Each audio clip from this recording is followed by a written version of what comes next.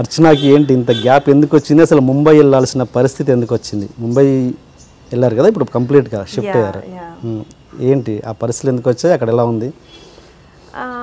అంటే ఇప్పుడు ఒక ఆర్టిస్ట్గా సినిమా ఇండస్ట్రీలోకి రాగానే మంచి గుర్తింపు వచ్చింది. సో నేను అర్చన అనే పేరు, అర్చన ఆర్ వేద అనే పేరు జనాల్లోకి రిజిస్టర్ అవ్వడానికి కష్టపడవలసి రాలేదన్నమాట. సో ఇమీడియట్గానే పేరు రిజిస్టర్ అయింది. బట్ నేను యాక్చువల్లీ ఇనీషియల్గా ఇండస్ట్రీకి ఎంటర్ అయ్యేటప్పుడు నేను అంత ఊహించలేదు. I was way two young when I started. But నాకు చాలా ఈజీ జర్నీ ఉంటుంది అనుకున్నాను. బికాస్ ఫస్ట్ ఆఫ్ ఆల్ భాష అనేది వస్తుంది అండ్ మంచి యాక్టర్ అని నేను అనుకుంటున్నాను, thanks to the dance background. చిన్నప్పటి నుంచి ఎప్పుడు స్టేజ్ మీదే ఉండేదాన్ని అనమాట. సో అంటే మనలో ఉన్న ఆర్టిస్ట్ ఏదైతే ఉంటుందో, so that made me go to you know bigger place, ఇంకా ఇంకా మచ్ హయ్యర్ కాంపిటీషన్ ఉన్న ప్లేస్లోకి వెళ్ళాను. So that is the reason. అంటే ఇక్కడ ఏంటి, ఇక్కడ అవకాశాలు లేక వెళ్ళారా లేకపోతే అక్కడ అవకాశాలు రావడం వల్ల వెళ్ళారా, ఎట్లా? ఇప్పుడు అవకాశాలు లేవు అంటే నేను ఊహించినట్టుగా అయితే రావట్లేదు, వస్తున్నాయి. దెర్ ఈస్ లైకింగ్, బట్ అంత నేను నాకున్న పొటెన్షియల్కి, నాకున్న ఆ కేపబిలిటీస్కి నువ్వు ఇలా అలా చిన్న చిన్నగా ఇస్తే అది నాకు ఎలా తృప్తి పడతాను నేను? సో నేను చాలా రెస్ట్లెస్ అయిపోయేదాన్ని. నేను చాలా వెయిట్ చేశాను. I became very agitated. So నేను అనుకున్నాను that I need to make a move to Bombay. అసలు ట్రై చేద్దాం, ఎందుకు అసలు అది అందరు బాంబే అనగానే యూనో బాంబే ఈజ్ ఇంపాసిబుల్ అది ఇది అనేసి. బట్ ఆనెస్ట్లీ బాంబేకి వెళ్ళడం మంచి decision. I took a good decision. Already ఒక ఫిల్మ్ సైన్ చేశాను అండ్ లక్కీలీ అనుకోకుండా వెళ్ళినప్పుడు నాకు చాలామంది ఫ్రెండ్స్ ఉన్నారనమాట బాంబేలో. సో అనుకోకుండా మా ఫ్రెండ్ తను నా ఫొటోస్ ప్రొడక్షన్ హౌస్కి పంపించడం అండ్ వాళ్ళు నన్ను కలవడం జరిగింది. డైరెక్టర్ కలవంగానే హీ సెడ్, అర్చన నేను మా క్యారెక్టర్ నిన్ను మా క్యారెక్టర్లో చూసుకుంటున్నాను అని అన్నారు, నీకు ఓకేనా అన్నారు. I was like really happy and చాలా మంచి performance driven role and yeah ఆ shooting almost completed and yeah మన ఈ 2017 మిడ్లో బయటకు వస్తుంది ఫిల్మ్.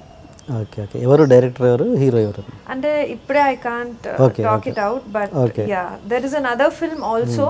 అది నేను ఈ మంత్లో సైన్ చేస్తాను. ఓకే.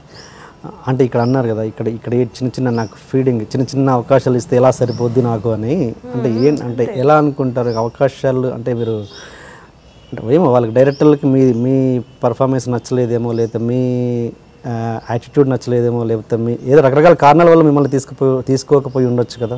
ఆ యాంగిల్ ఎందుకు ఆలోచించానండి. అందుకే ఇన్ని ఏళ్ళు నేను తెలుగు అనే పట్టుకొని ఉన్నాను. నా భాష, నా mother tongue Telugu. So Telugu సినిమాలు నేను చిన్నప్పటి నుంచి, హిందీ కూడా చాలా చూస్తాను, హిందీ సినిమాలు చూస్తాను. హైదరాబాద్ అమ్మాయి కాబట్టి మన అండ్ ఇక్కడ అంతా యూనో ఈ భవన్స్ ఇట్లా ఈ convent education and all. So మేము చూస్తాం, we're well exposed to international Hindi cinema and Telugu cinema. ఇంట్లో తెలుగు వాళ్ళం కాబట్టి తెలుగు సినిమా చూస్తూ పెరిగాం మేమంతా. సో ఆ పాటలు కానివ్వండి, ఆ మ్యూజిక్ కానివ్వండి, ఆ డాన్స్ కానివ్వండి, యాక్టింగ్ కానివ్వండి, it's there in your what do I say మన ఆ లైకింగ్లో కానివ్వండి, అలా ఉంటుంది.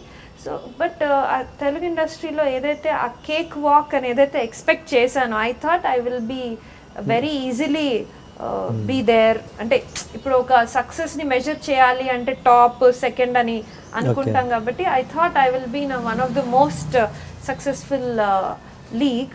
బట్ ఆ పాపులారిటీ వచ్చింది, people like me. But industry నన్ను అంత హోల్ హార్టెడ్గా నన్ను okay Archana has that potential అని నాకు అది ఆ ప్లాట్ఫామ్ ఇవ్వట్లేదు. సో నేను చేశాను, ఫిల్మ్స్ చాలా చేశాను, బట్ యునో ఆ సాటిస్ఫాక్టరీ లెవెల్లోకి రావట్లేదు. సో నాకు వచ్చిన ప్రతి ఫిల్మ్ నేను అట్మోస్ట్ కన్విక్షన్తో చేశాను. కొన్ని గుడ్ చాయిసెస్, కొన్ని రాంగ్ చాయిసెస్. నాకు ఫిల్మ్ ఇండస్ట్రీ బ్యాక్గ్రౌండ్ నుంచి కాదు నేను. So simple traditional Telugu family. So ఏ సబ్జెక్ట్స్ చూస్ చేసుకోవాలి అవన్నీ you know. So I learned with my own falls, నేను నా మిస్టేక్స్ తోటి నేను నేర్చుకున్నాను ఇలా చేయకూడదు అని. సో అంటే కేవలం తెలుగు అమ్మాయి అవ్వడం వల్ల చిన్న చూపు అన్నది ఇండస్ట్రీలో ఉందా అసలు? కేవలం తెలుగు అమ్మాయి అవ్వడం వల్ల ఏమో నాకు కొన్నిసార్లు ఎలా అంటే ఇప్పుడు నాకు చాలామంది అన్నారు, నేను బయటకి ప్రతి చోట అంటారు, ఐ మీన్ ఎక్కడికి వెళ్ళినా జనాలు అంటారు తెలుగు అని మీరు చెప్పకుండా ఉండవలసింది, తెలుగు రాదు అన్నట్టు చెప్పుండవలసింది మీరు అని అంటారు. నాకు అది ఎంత సిల్లీగా అనిపిస్తుంది అంటే, అంత నాకు మ్యానిపులేషన్స్ అవన్నీ I don't no all that, but ఇప్పుడు చూస్తుంటే అలానే ఉంది పరిస్థితి. నాకు తెలిసి నార్త్లో మిమ్మల్ని నాకు సౌత్ ఇండియన్ లుక్ కావాల్సిన అమ్మాయి కావాలి అని మిమ్మల్ని అడుగుతున్నారంట, నిజమేనా? నార్త్ లో ఇన్ఫాక్ట్ సౌత్ లుక్ కావాల్సిన, బాంబేలో నేను చేసే క్యారెక్టర్ ముస్లిం అమ్మాయి character, she Kashmiri Muslim character అనమాట. అండ్ బాంబేలో వాళ్ళు సౌత్ ఇండియన్ రోల్కి నేను సెలెక్ట్ కాలేదు, దీనికి but I don't know what it is. అక్కడ తెలుసా మీరు సౌత్ అమ్మాయి అని?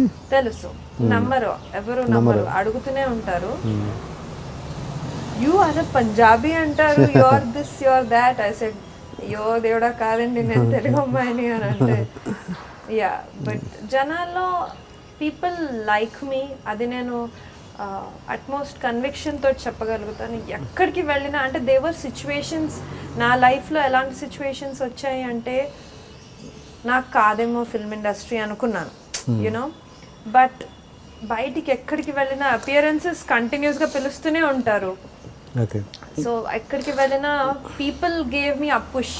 అంటే ఫిల్మీ డ్రామా సీన్స్ ఉంటాయి కదా మన సినిమాల్లో, డ్రామాటిక్ సీన్స్, నేనేదో లోపల ఎంత బాధపడుతూ నాకు కాదేమో తెలుగు ఇండస్ట్రీ అని అనుకున్న రోజుల్లో అలాంటి సిచ్యువేషన్స్లో ఏదో సైన్స్ రావడం, ఎవరో ఒకళ్ళు యూనో జనాలు నాకు చాలా నాకు మెయిల్స్లో కానివ్వండి, లెటర్స్ కానివ్వండి, they expressed we see you in a very good position Archana, keep working hard అని అన్నారు.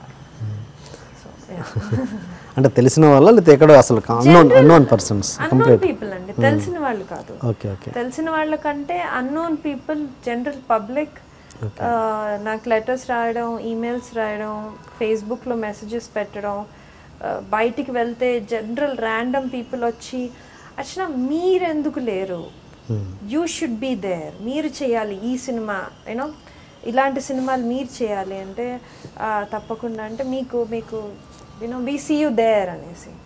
So that is my encouragement.